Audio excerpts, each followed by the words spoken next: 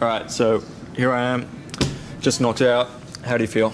I don't know, like, it was artifact dolls, which is kind of, it is bad for me if he has the right cards, you know, Sanctum, Shadow Games, so many ways to kill Scout. And, like, that game too, he's sort of like, he's just gone for the beast draw, like, and you hit the BLS, you know. It's stuff like that, like, they got the power cards, I don't have, like, traps or anything in back stuff, I can't really do much. So, the loss was fine. Yeah, everything else went, as I was happy with how everything else went, yeah. Cool. Like the rest of my matches, so yeah. Alright, let's see what's under the hood. Alright, so we got, yeah, this is obviously 3 Scout and 3 Carrier.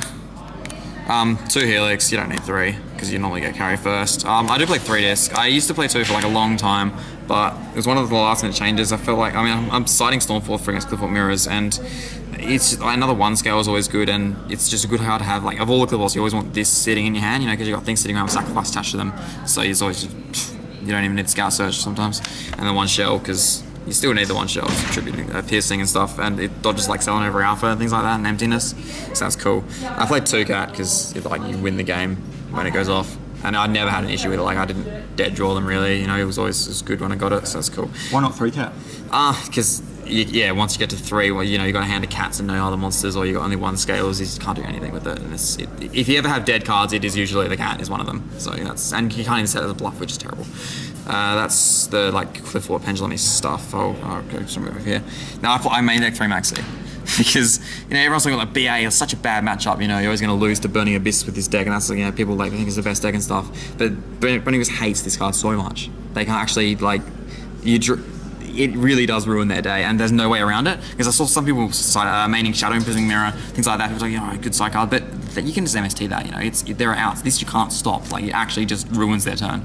And I won all 4 of my BA matches, and 2 of them game 1. This card won the game. He had the Fire Lake, but he couldn't play. You know, I had to play into it. It was really good. And the 1 Scarecrow, which won me a game 1 as well against Shadows. I just made 1. Just no one expects you to have a Scarecrow. You know, they think I've got rid of his back row, I'll just attack the game. Like, they don't have to care about his scout searches and stuff, and then, yeah, just turn it straight back on him. He had, like, yeah, BLS, Leo, but nah, it wasn't enough. So that was the game. The first game I almost lost to BLS. Yeah, and that's my monster lineup. So, yeah, do you want me to move it across? All good. Yep, so okay, spells. So 3 Upstart Goblin, because you just have to see Scout. And same reason as 3 Duality. 2 Duality is probably fine as well, but I just have to see my Scout, you know? Just gotta get Scout. And Sacrifice is like the best thing besides Scout, because you always search, you've always got your floating sacrifices. I don't need to explain why you play that. And the 3 MST, don't need to explain that either. I play 2 Nightbeam, because you know, you just kill their MSTs before they can flip them, kill the Fire Lakes, even if they're waiting to chain them. That's mostly it, really. It's mainly hitting the spell and trap destruction of the Fire Lakes. There are other times it's alright. I mean, against Artifact Dolls is terrible, obviously, which was actually, that was annoying, but that's, yeah, yeah. Book of Moon, because it's probably one of the best traps at the moment. Like, the main, like, I want to play some traps, like reactive background stuff, and the best 3, in my opinion, were Warning, Book of Moon, and Bottomless. So those are my reactive traps. So this is 3 Summoners Art, which I don't. I was borrowing supers, so that's that. They're not here. Just pretend they're Summoners Art. Yeah, they're Summoners Art. So then there's traps, there's not many traps. Okay. Yeah, so the Bottomless and the Warning with the Book of Moon is the main reactive traps, and then the empties. I only put 2 empties in the main deck because, overall, because Maxi kind of does a similar thing, and they sort of like, they kind of double up. And it's not quite the same, but that's another thing, like the cat, if you ever have dead card, it's always this. It's just sitting there, you can't do anything with it. Yeah. That's the main deck, and I'm like 100% happy with all this, pretty much. Cool. I don't think I would change anything. Alright, mind if I see your side next? Yeah, go ahead. I'll go action first then, I guess. 1. Yep. So rank 5's these 3. This is the best. This is the reactive one that so, you know, sometimes you've got 2 scouts lying in your extra deck because, you know, people kill them all the time, and you got your cat or whatever, or maybe it's late game, you've only got like other 9 scale. Yeah, you got, well, it's mainly cat. You kind of bounce it, and then like these, so these 2 steel games, and this one's just kind of, they don't come out very often, but, you know, it's good to have them, and this is on top of that. That's all that there is to that. And then the rest is rank 4s. I don't play any rank 6s or 7s, because, like, I don't play skill drain. You're never gonna like have 2 tribute summon discs and not win the game.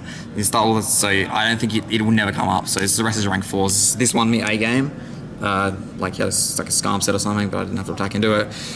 This is really probably the best thing to make if you have like a really good, like, you know, cat kind of scout opening, and you make a turn 1 rank 4 with the disc monsters. This is usually the best one. I mean, I don't have a giant hand. That would be best against some decks, but yeah.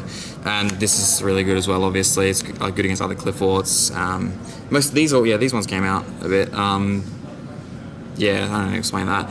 This one was just to make it to stop, like, I didn't make this tournament, but occasionally, if the BLS is the only out, you can make it, or like, you know, against Qliphort, it's all right. You know, can kind of hold them off a bit.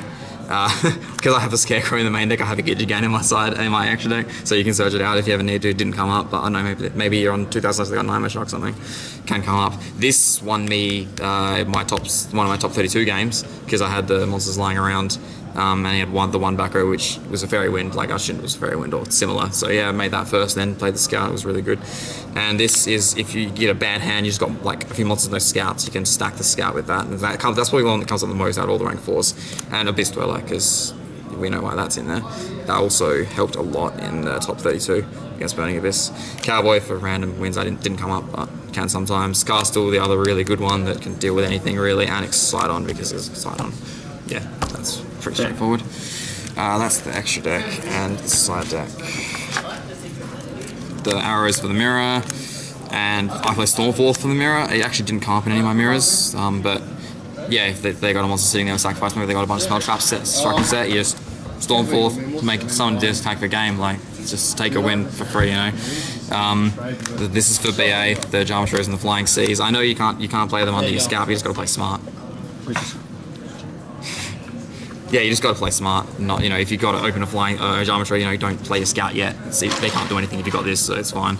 And obviously they're going to be trying to destroy your stuff all the time. And then this is for Shadows. I don't side these in against Burning Abyss, by the way, because yeah, they have a lot of destruction and stuff, and they can still Dante and everything. This is alright, but yeah, this is the Shadows stuff. It obviously didn't help me against Artifact Shadows, which is annoying. But yeah. And finally, let's check out your tokens. Yes, and these are my tokens.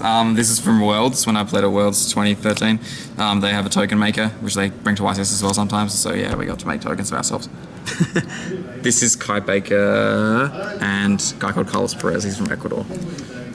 Any last thoughts about the weekend? Yeah, it's like, I'm really happy with like my entire deck, and I don't know, maybe I kind of underestimated Artifact Shadows. Like I expected a lot of Chaos Shadows, and I was fine with that. But Artifact Shadows was a bit annoying, you know. Happens though. And the other thing, yes, the Tellarknights, like this loses to Tellarknights, which is kind of unfortunate. I was just kind of, because you know they're supposed to get knocked out by Shadows and the VAs, but I played it round 1 and that was my first loss, my only loss of day 1.